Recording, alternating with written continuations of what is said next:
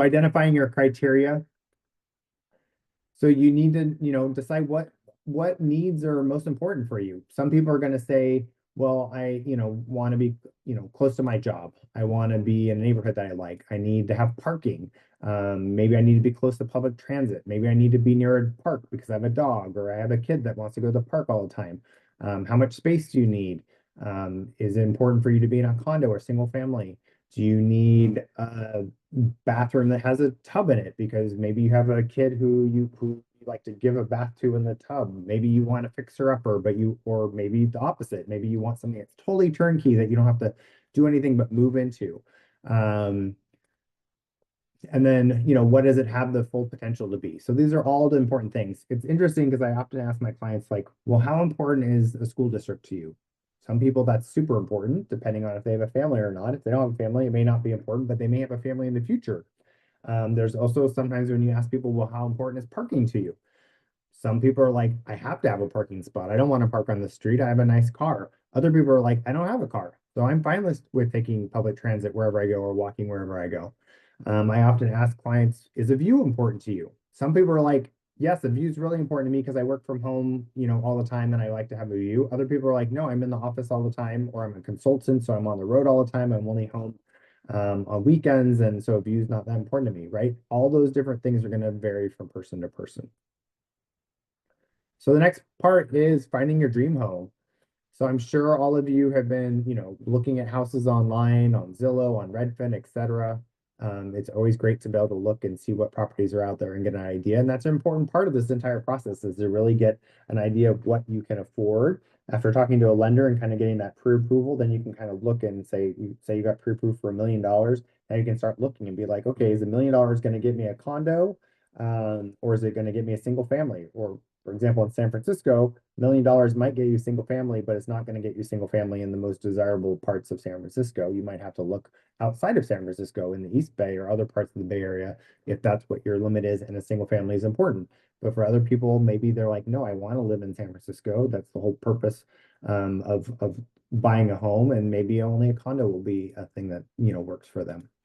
So you want to determine what houses to see, check out homes that match your criteria, obviously, create a rating system. So a rating system is really important because no two homes are alike. One may have a view, one may not. One may have parking, one may not. One may have a great bathroom that's been remodeled because it just got remodeled by the previous owner, but the kitchen may be from 1950 or vice versa. Or maybe none of it has been upgraded and you need to be able to understand all those different things, right? So creating a rating system. Every time I walk out of seeing a property with buyers, I ask them, give me even just at a high level, give me on a scale of 1 to 10, with 10 obviously being the highest, what did you rate that property? We may be going and looking at 5 or 6 different properties all at once, and I want to be able to have them write that down on a piece of paper, what they thought of that property. Because when they get home after looking at 6 or 7 properties, their minds kind of mush at that point. So you want to be able to kind of remind them exactly what they rated each property when they saw it. There's obviously additional details that might have to happen down the road.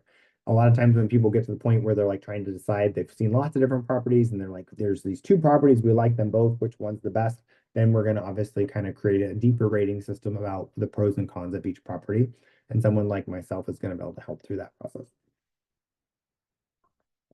So Keller Williams has a great app called the KW app, and it has all sorts of great options.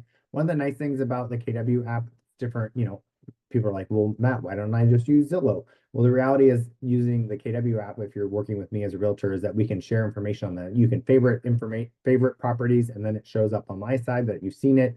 I'm able to make customized searches for you and share those with you. And we're able to kind of share that information in real time versus Zillow. Your kind of Zillow account is separate over there, so I'm not able to, help you with that on that side. But if you use the KW app, I can obviously help you with that.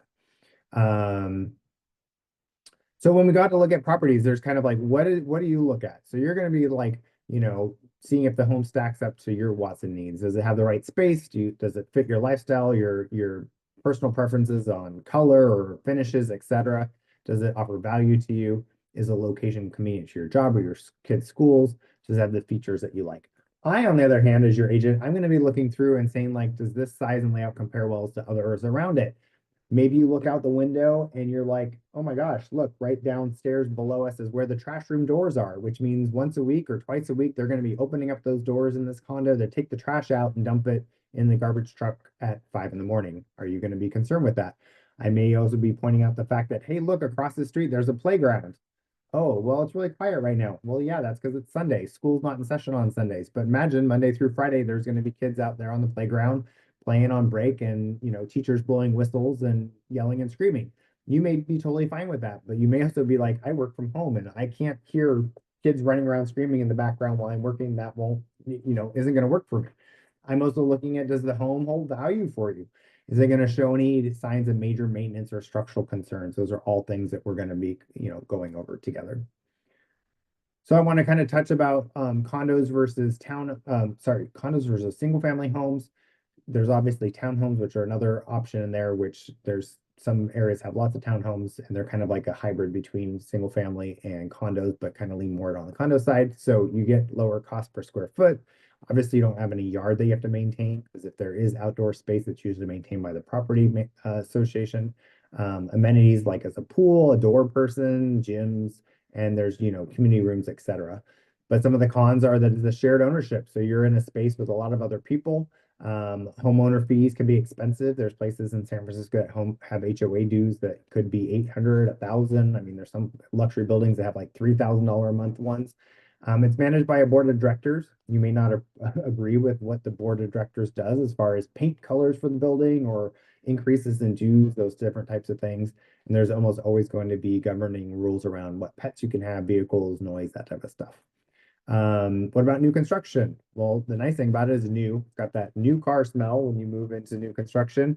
It's going to have warranties on it to make sure that if things are broken, they're going to fix it. A lot of times with new construction, you're going to be able to pick your features or what color carpet you get put in. You're locking in a price today, even though you might not move into the property in the future. And right now, there's a lot of good deals with new construction. We don't have a ton of new construction in San Francisco, but the Bay Area does have some. Um, Obviously the cons, the features add price. So like if you're like, oh, I want these really fancy oak hardwood floors, that's going to be more expensive than if you're just getting carpet. The future of the neighborhood's uncertain because it's just been built in an empty field, and now you don't necessarily, maybe you aren't super close to shops and restaurants, and those may be coming later. So it's going to be in an outlier area.